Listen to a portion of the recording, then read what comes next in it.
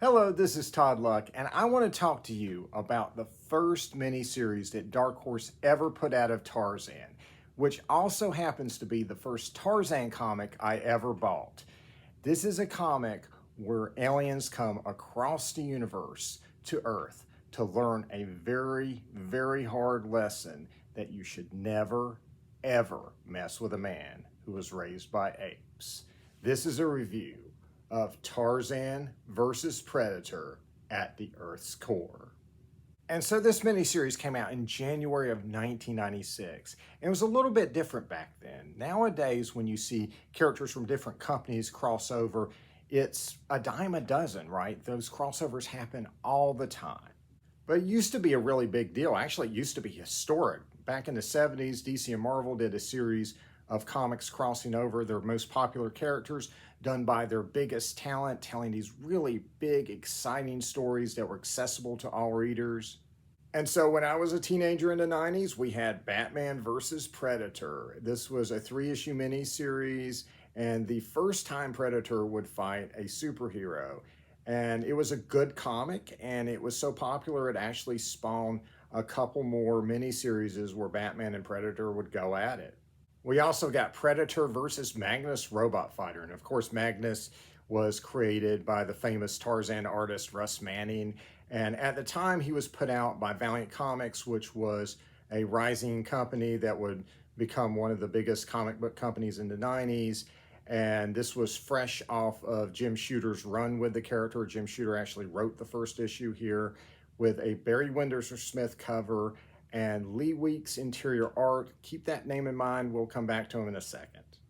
And so having enjoyed those first 2 Predator crossovers, I was totally down to see Predator fight Tarzan, even though I didn't know hardly anything about Tarzan at the time.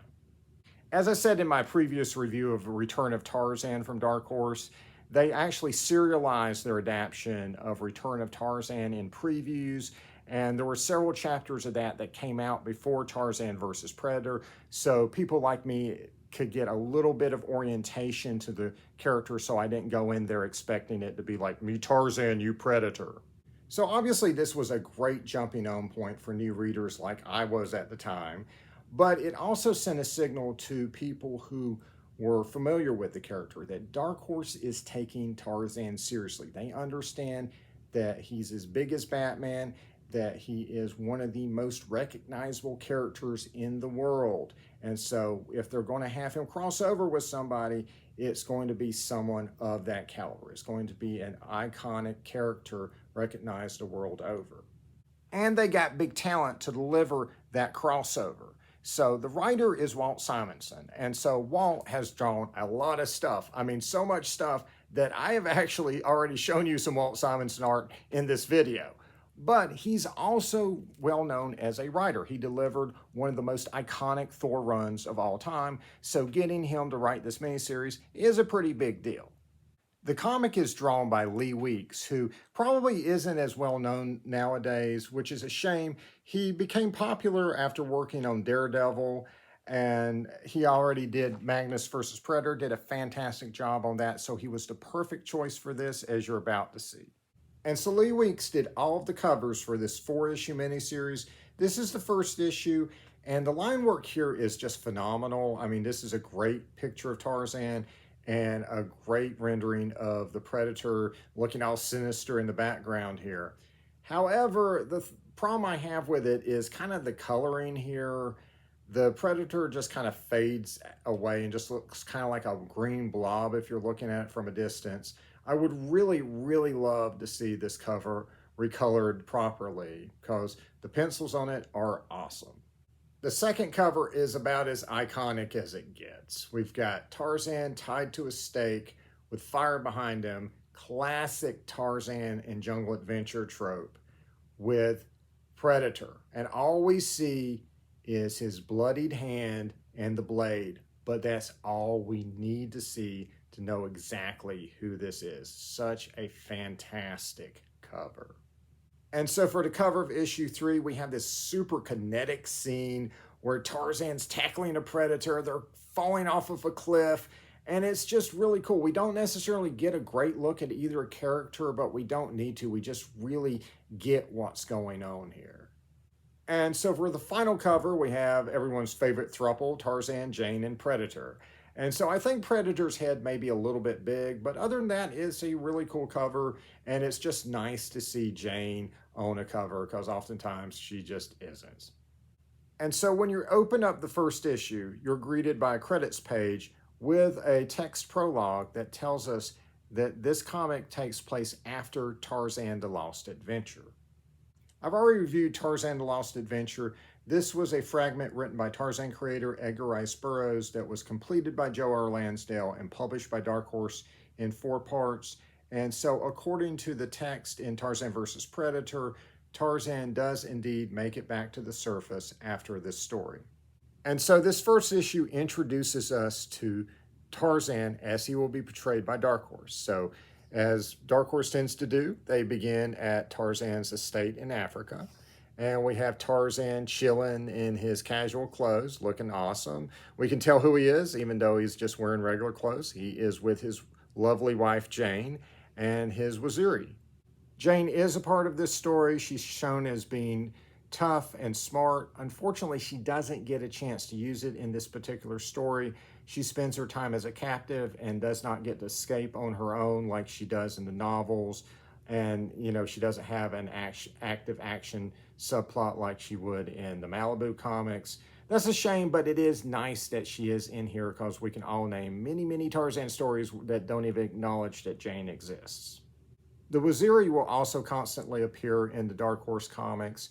They're a tribe that Tarzan befriends and he becomes their chieftain.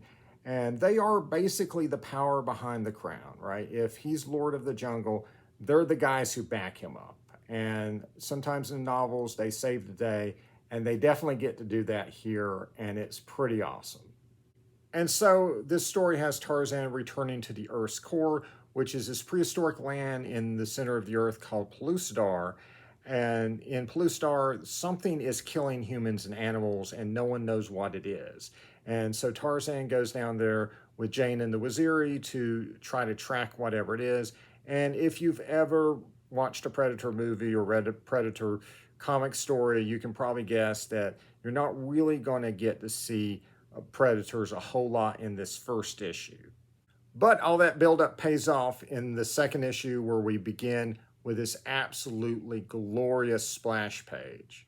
On the second page, they decide to put their captive Tarzan down and go dinosaur hunting. And then after that, they release Tarzan so they can hunt him. And then it is on Tarzan versus Predators. So I think one valid criticism of this miniseries is that the Predators die a little too easy. In my opinion, I think there should have been less Predators who got to put up more of a fight. That being said, there is a reason that they go down so easy. In the first Predator movie, starring Arnold Schwarzenegger, the mercenaries found that modern weapons were pretty much ineffective against a predator. But what did work was using nature against it and primal primitive weapons. And so Tarzan, being kind of the embodiment of the primal primitive man, is essentially the predator's kryptonite. And this sort of makes sense because you have to think about all of Tarzan's abilities: enhanced strength, enhanced speed and agility. He has enhanced senses. He can smell them. He can sense them. And unlike those other heroes that they fought so far, he doesn't have any compunction with killing them dead. And it is fun to see a character turn the tables on the predators and do to them what they normally do to their victims in their movies. This is Tarzan at his most badass.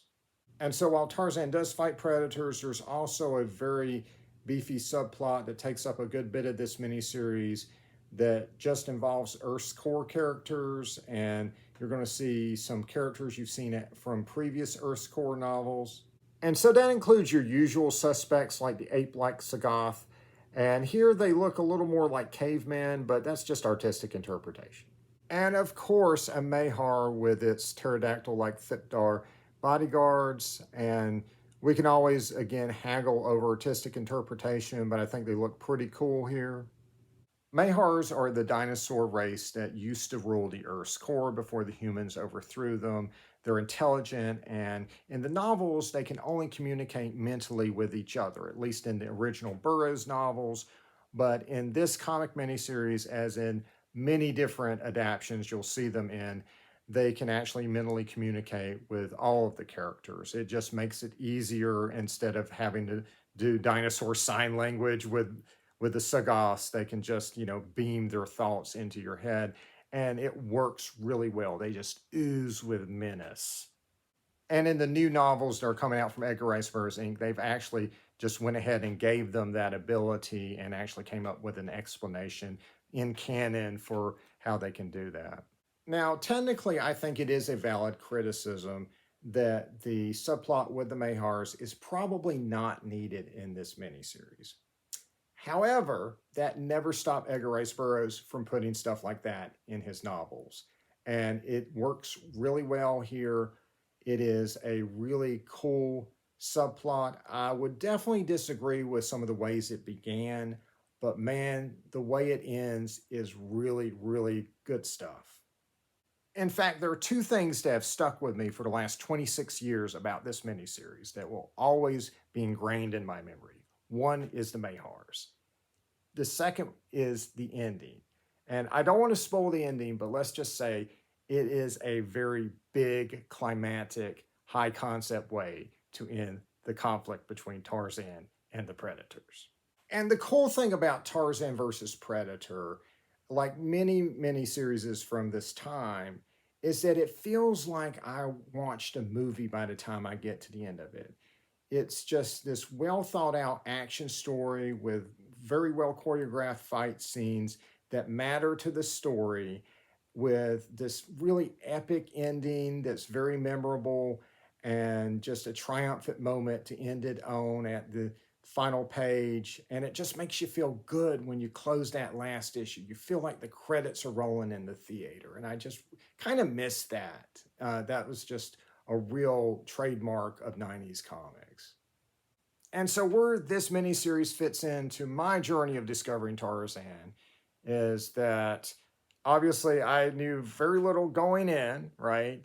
But between that and the serialized version of Return to Tarzan I was reading in previews, it really got me curious about the character. And so I asked my comic shop, about what the novels were like and stuff like that. We were talking about that. And I was a little surprised, there was really a novel where he went to the Earth's core. It's just not something I would expect Tarzan to do. I had this stereotype in my head. He just fought poachers and just boring stuff. And he was like, no, no, no. He was always coming across lost cities, and there was like a lost colony of Rome in one novel and all this stuff. And I was like, really? Yeah. And so my comic shop owner, who was a Tarzan fan, let me borrow his copy of Tarzan of the Apes. And I read it, I loved it, and I've been a Tarzan fan ever since. And so, yeah, this is a very special miniseries for me because this got me into Tarzan. And, it wasn't just the comics, Tarzan was everywhere. You saw the marketing for the Tarzan the Lost Adventure. You saw the Joe Jusko cards and the advertisements for them. You couldn't walk into a comic shop without running into Tarzan. And that was a great, great way to recruit new readers to the character like me. But Tarzan vs. Predator was not the only Tarzan miniseries that Dark Horse put out in January of 1996. And so in my next retro review, we'll be taking a look at that other miniseries called Tarzan, John Carter, Warlords of Mars. Like and subscribe for more videos. And until next time, see ya.